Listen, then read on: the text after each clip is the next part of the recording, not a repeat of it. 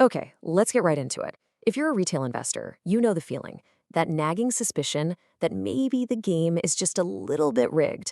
You see a stock you own get a big, flashy upgrade from a major bank, but it's only after it's already shot off 30%. Or a downgrade lands right after the stock is completely cratered. It always feels like you're the last one to the party. So, what is really going on here? I mean, this is the question, isn't it?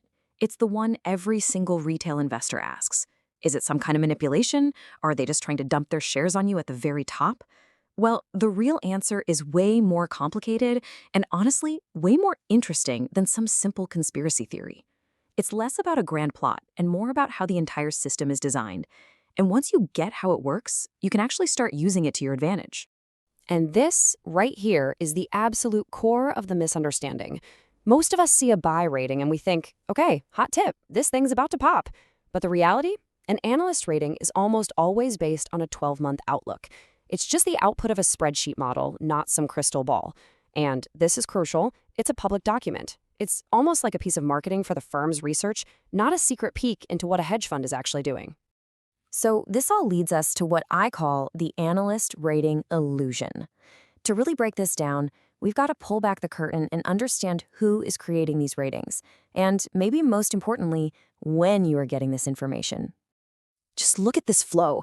This shows you exactly why you feel like you're the last to know.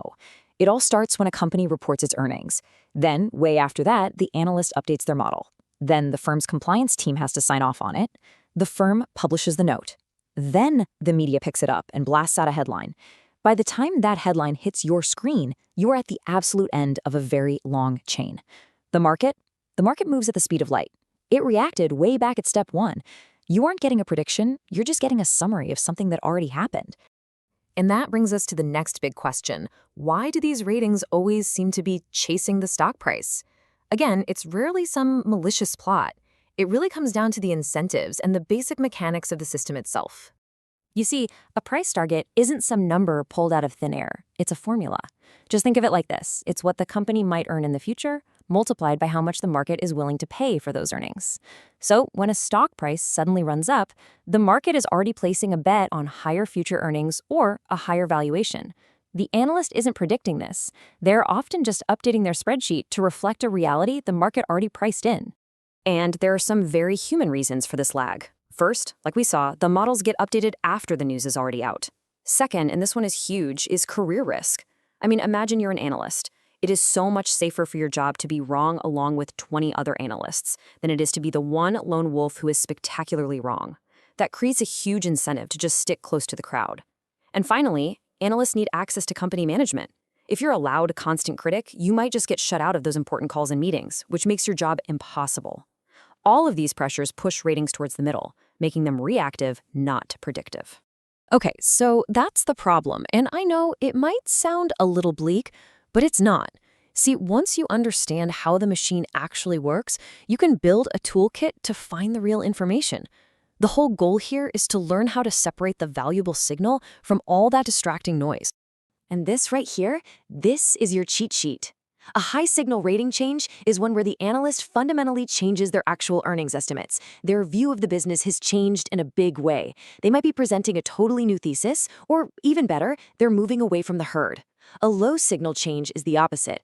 It's when the stock price moves up 20%, so the analyst raises their target by 20% with almost no change to their earnings model. That's just chasing the price. That, my friends, is noise. So how should you actually use all this research? Well, think of it like this. It's a fantastic tool for understanding the consensus view. Are estimates for a company generally moving up or down? That's really valuable to know. It's also great for understanding the current story, or narrative, that Wall Street cares about right now. But it's a terrible tool if you treat it as gospel or as your own personal trading signal. A single upgrade is not an edge. It's just one data point about what the market is feeling.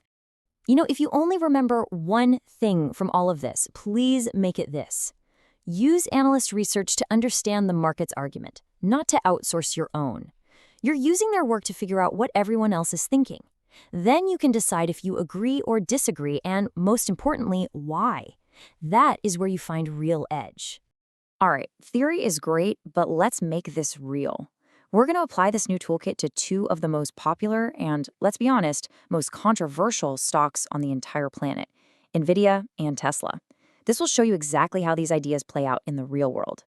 So let's start with NVIDIA. This is a classic example of analysts seemingly chasing a rocket ship to the moon. You saw price targets constantly being raised after the stock had already made these huge moves. In November 2024, after earnings. Then again in October 2025, after management talked up AI demand. By April 2026, the consensus was strong buy. But come on, everyone on Earth already knew it was a huge winner. But here's the key, the critical nuance that so many people missed. The reason the targets kept going up wasn't just because the stock price went up. It was because NVIDIA's fundamental earnings power was exploding at a rate nobody had ever seen before. The real signal wasn't that buy headline. It was the frantic pace at which analysts were forced to jack up their actual earnings per share estimates quarter after quarter. They weren't just chasing price. They were chasing one of the most incredible business growth stories of all time. Now let's look at Tesla, which tells a completely different story. Sure, the consensus rating might say buy, but look at this. The dispersion in price targets is absolutely wild.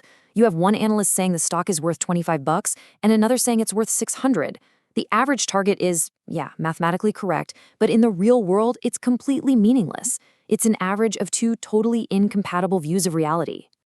And this quote from a UBS analyst in April 2026 just says it all. They upgraded Tesla from a sell to a hold, not because the business suddenly got better, but because the stock price had already fallen so much. This is a pure valuation call, not a fundamental one. It is the perfect example of a low signal upgrade. It's not a reason to get bullish, it's just an analyst admitting the worst of the damage might already be done. Okay, let's put it all together now. We're going to build your practical, step-by-step playbook. This is your actionable checklist for the very next time that headline major bank upgrade stock pops up on your phone. Here you go. If you see an upgrade after a big rally, your first question has to be, did the earnings estimates actually go up? Or is the analyst just playing catch up with the price? If it's downgrade after a drop, ask yourself, did the business get worse, or is this just a valuation reset like that UBS call on Tesla? If you see a buy rating but the price target is only 5% higher, ignore the word buy and look at that tiny potential reward. And if you see massive disagreement like with Tesla, you know right away that this stock is all about the story, and the average target is completely useless. And finally, to make it even easier, here are your instant red flags. If you see any of these, your skepticism meter should be cranked all the way up. A target raised just because the stock already went up. A huge move in the target with almost no change to the earnings model. Fluffy, vague language like "we remain constructive." A research note that doesn't seriously talk about what could go wrong. And of course, the classic media headline that strips out all the important context. These are all signs of noise, not signal.